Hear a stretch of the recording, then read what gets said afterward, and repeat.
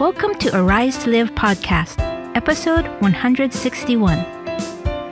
We are entering an inflationary economy, and this is new waters for many business owners. Scott presents an update on inflation, overview of the economy, and what the federal government is doing about it. And he ends with 6 action steps for business owners to succeed. Let's get our thinking caps on. One of the Arise to Live's mission is to bring perspective to business owners so that they can go from uncertainty to certainty.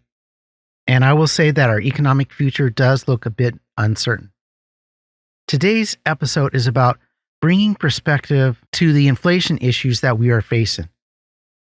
I hope that I have not bitten off more than I can chew by trying to present a picture of our economic climate, the economy that we are in. And this picture includes inflation, the general economic policy of the United States, which includes something called modern monetary theory, or MMT, also including President Biden's 3-point approach on dealing with this inflation problem. All this leads up to 6 ideas on how business owners can thrive in an inflationary economy. Hello, everyone. My name is Scott Weaver, the Arise to Live business coach. Thank you so much for listening in today, and I hope that I didn't scare you away by mentioning the word inflation or the economy or theory. I do feel it's important that business owners and you are aware of what is going on so that you can make smart decisions for you and your company. Before we dive in, the show notes are on the arisetolive.com/podcast under episode 161. There are a good number of links to the sources that I used in this episode, and you can read the sources yourself because you have access to them. And while you're there on the page, feel free to leave a comment or thoughts on this topic. And as always, please continue to share and like this podcast, especially to people who you think might need it or benefit from it. Well, starting here, all I can say is oh boy, it seems like we just got out of the frying pan and now heading for the fire. First, we faced this pandemic lockdown, and now high inflation is putting salt into the wounds of supply chain and the labor problems that we're seeing today. So in addressing this in this podcast, please bear with me and pay attention a little bit more than usual. This is not an easy topic to do in a episode. And I think it's going to be a little bit more background, a little bit more education than normal. But I'm really hoping, and I think this will happen, is that when you see what's going on in the economy, you will have a more resilient company and you will make smarter decisions inside your company. And that will definitely pay off. There will be some ideas later on that I think will definitely help make your company more resilient and more proactive. Well, with that said, let's dip our toes into the economic waters before us. We start out with some insight and perspective on inflation. At a simplistic definition or meaning, inflation is losing buying power. Your money just doesn't go as far anymore. In the last 6 months, perhaps even longer, we have all seen prices rise at the grocery store, on the online stores, and of course at the gas pump. And I haven't started mentioning the business side of cost increases. The latest numbers that come in from the United States federal government says that the consumer price index increased 8.6% and sped up to 1% in the month of May 2022. This basically means that you are paying almost 10% more than last year for the exact same thing. It's also been reported that this 8.6% increase in inflation is the highest in 40 years. Let's dive down a little bit more and get some perspective on this 8.6% number. From my research, the highest inflationary rate in America was in 1980 at 13%. So we have plenty of room to increase. Hopefully it doesn't. And another thing is, how many of us actually remember those high inflation days of the late 70s and early 80s? Not many. The median age in the United States is about 38, 39 years old. That basically means that half the population wasn't even born when we had this problem of high inflation. And anybody basically under the age 60 only remembers it as a child. And I kind of wonder, as a society, how much experience have we forgotten? Are we doomed to reinvent the wheel? In the 1970s, it was high prices of oil that triggered hyperinflation and stagflation. It's kind of funny, we hear the same things now, and history has this uncanny way of repeating itself. Traditionally, the American economy does not deal well with high inflation. And in my estimate, it's about anything above 7% for long periods of time. I think one reason why this is how business owners pay their employees. Usually corporations, business owners, companies, they give employees raises about once a year or so. It just seems a custom in America not to give employees raises very often. We want to reward good work. So when inflation hits, the prices go up, but the wages fall behind. They don't go up at the same pace. And that creates a problem with cash flow. Of course, we like the opposite. We like the wages to go up and the prices to go down, because that means we can buy more things with the same amount of dollars. The thing about inflation is that it is not a light switch to turn on and off. It's much more complicated than that. But one thing most people know, that once inflation gets out of hand at the national level, it basically becomes a beast to fight every day for a long time. To control it, the government has a few levers, like two: either stop the buying or freeze the prices. In a globally connected environment, it is extremely hard to freeze prices. Many socialist countries have tried it with very limited success, if you can call it success. In the past, the U.S. government's approach has been to stop the buying by restricting how many dollars are out in the economy. More on that later. I should note that an inflationary economy is not necessarily a problem. There are many business owners in the world that survive with just ridiculous amount of inflation, 50, 60, even 100% per month. Can you imagine prices doubling about every 2 weeks or every month or so? The thing is, in those economies, people have figured out how to deal with it by raising prices every day and giving raises to their employees every day. It's about getting the cash flow to work for you. Before we move on, I just want to remind you that there's two things about inflation. Inflation means that the dollar bill in your hand today won't buy as much next month, and that traditionally, the American economy has struggled with high inflation.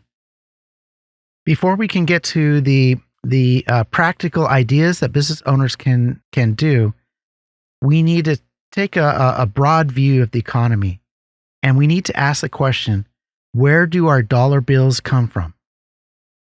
The answer is the Central Bank of the United States, commonly called the Federal Reserve. The Federal Reserve now has a big printing press, and they print money to pass out to other banks, investment companies, and government agents, who then pass it out to the regular people like you and I. Okay, in reality, it's a bit more complicated than that, but you get the idea. Now, the Federal Reserve just can't keep printing dollar bills willy-nilly, because then everyone would have too many and trying to buy up everything. And then when that happens and there's just way too much, people's belief in the dollar would crumble. This happened to an African country called Zimbabwe, who had runaway inflation. After printing a $100 trillion note, yes, I said $100 trillion note, they gave up on printing paper, they gave up on their currency and started using other countries' bills. So our government needs a good, sound economic policy so that the US dollar does not become like the Zimbabwe dollar. Here's where this modern monetary theory, or MMT, economic policy comes in. And I will say that it is a new approach to government spending, and it is very controversial. An internet search will return thousands of pages. And apologizing for going all geek out on you, but this is important background to see what is going on. And when you see what's going on, you make better decisions, and you can plot the course for your company in a much better way. The basic premise of MMT goes like this.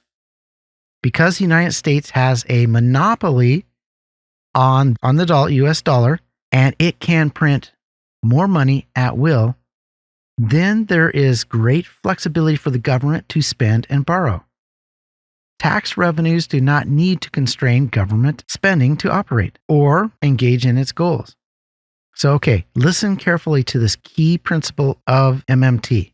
The theory goes, as long as the economy has capacity in material resources and people resources, the government can borrow or print more money than it spends.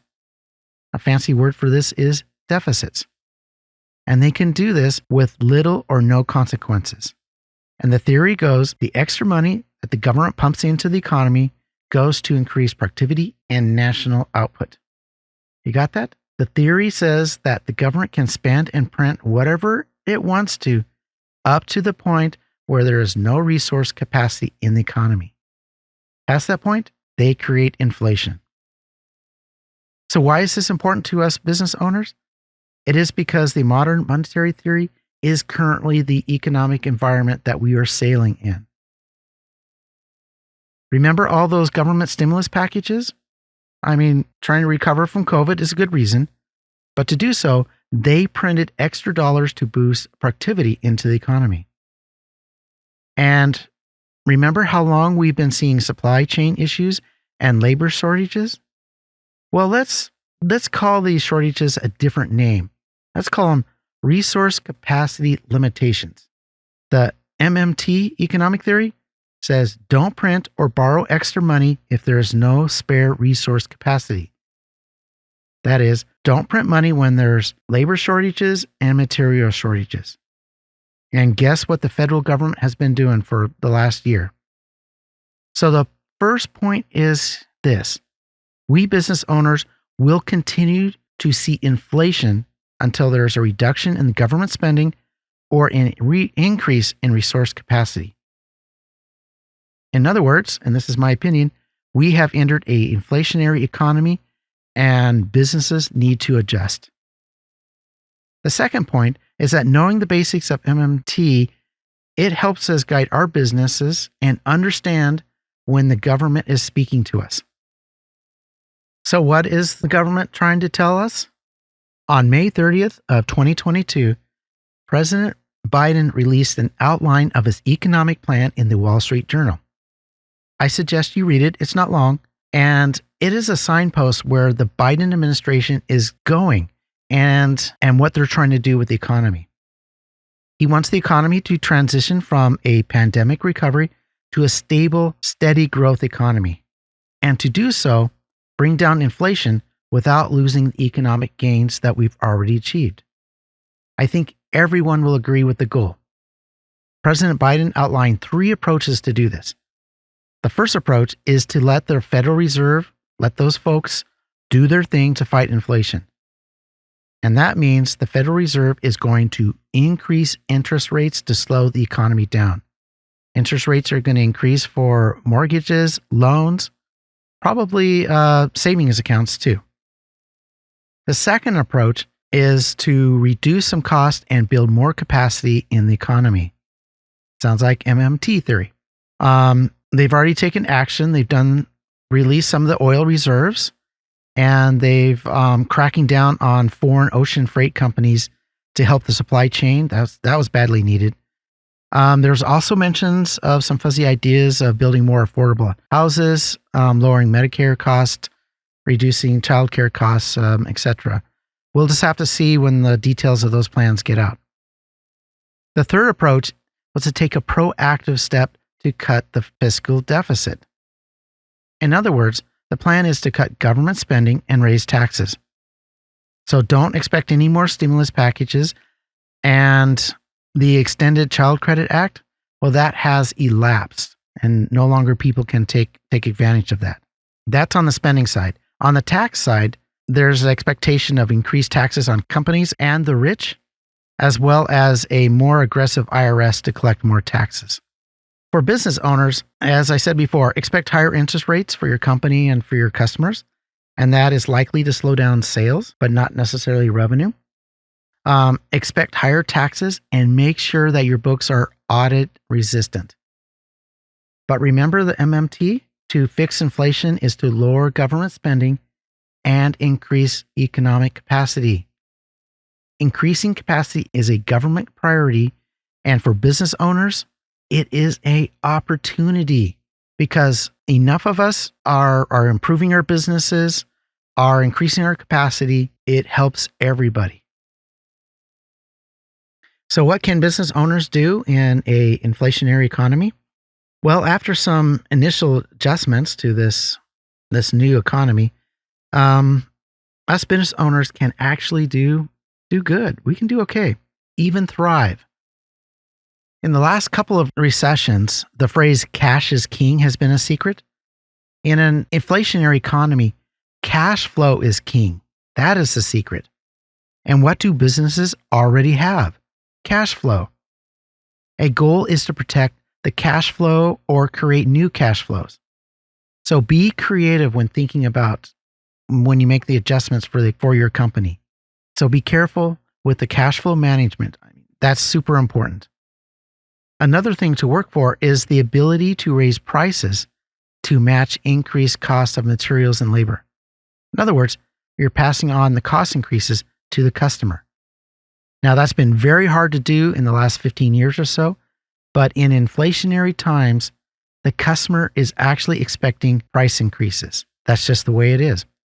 But the customer is likely to cut back on buying certain things. So creating must-have products that customers will want to buy or have to buy, that is another secret of thriving when there's a lot of inflation. Another thing is to get access to fixed interest rate financing. That is, loans with a fixed interest rate. With a fixed interest rate, you are paying back with future dollars that are worth less than today. So if you're buying equipment, your ROI can actually increase from the basic calculations. And I will say the bankers know this too, so they may be harder to get, but it's a thing to keep your eye open, and maybe you can secure a fixed interest loan. However, make sure that you can comfortably service the debt payments, because paying off loans dips into your cash flow, and I've already talked a lot about the cash flow importance. Another thing that business owners can do, and this depends on your expertise in the company and the ability of the company to buy, is to buy physical assets that will appreciate in value with inflation. And a lot of companies have this ability. They're already buying physical things. So basically you buy them low, much more than you need, and then you sell them at a higher price. It's buy low, sell high. Of course, in the business environment, you have to balance out this method with paying taxes on the inventory or business property taxes. Also, in an inflationary period, the frequency that you need to pay your employees needs to be pretty fast. Talking even quarterly raises or even monthly raises, so that your employees can keep up with inflation and not leave, so you can keep up the production inside your company. And I will also say this, is that as a business owner, when you do this, when you take care of your employees, that is part of your contribution to society. And a lot of good things happen when you take care of your community. Okay, we have covered a lot in this episode, and I do trust that the background will help you understand this new business environment that we are in, new waters that we're sailing in that has, unfortunately, some rocks underneath the surface. I also hope that this episode increases your business acumen. We talked a little bit how the modern monetary theory, or MMT, approach to the economy is affecting inflation, and a brief overview of President Biden's 3-point approach to address the inflation problem. And of course, I want to say it once again, expectation of higher interest rates, higher taxes, less government spending. But, and this is important, the government is looking to increase economic capacity, and as business owners with companies, we are part of that, and that can be a really good thing for us. So reviewing the 6 things that you can do in an inflationary economy. First one is to remember that cash flow is king. Second one is passing on the cost increases to the customer. Create new must-have products. Get access to fixed interest rate financing. Give frequent raises to your employees. And if you're able, buy physical assets to sell later. These assets have to appreciate as with inflation. I will say that you may have to be reactionary over the next 6 months or so as you make adjustments to the changes in customer behavior and costs. Be creative, both on the cost-cutting side and the price increase side. Definitely trying to make that acceptable to the customer. Keep an eye open for opportunities that come up. Don't be afraid of inflation. You can figure out how to make money. And as always, arise to live. This year has brought a lot of changes, but many business owners struggle to find focus time to update their future business destinations, and so start to drift off course. Your future business, your future company, and your employees are so important, you must have a solid vision to where you are leading your company. Scott has a vision story coaching package that speeds up the process and provides accountability on your focus time. If you know that you need to update your vision and where you are going, don't delay anymore. Please reach out to Scott at arisetolive.com/vision and get your company on the right path.